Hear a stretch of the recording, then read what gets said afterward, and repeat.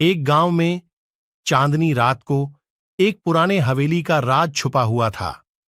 हवेली की छत पर चांदनी की किरणें झिलमिला रही थीं, लेकिन हवेली के अंदर का असली राज किसी को पता नहीं था। एक बेरोक रात एक बहादुर युवक नामक विक्रम ने उस हवेली की ओर रुख किया। उसका मन उत्साह से भरा हुआ था। उसे लगा कि कुछ रोचक होने वाला है।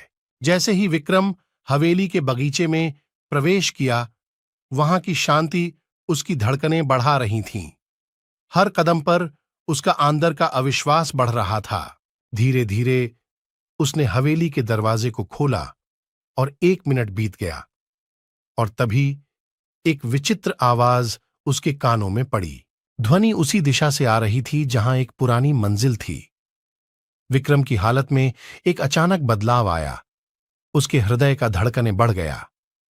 वह मंजिल की ओर बढ़ा और 1 मिनट बीता, और फिर वह वहां कुछ देखा। विक्रम ने आवाज के स्रोत की ओर ध्यान दिया, और फिर उसने देखा एक गुप्त दरवाजे के पास एक छोटा सा पत्थर रखा हुआ था। विक्रम ने पत्थर को हटाया और दरवाजे को खोला। उसने अंदर देखा और वहां कुछ देखा।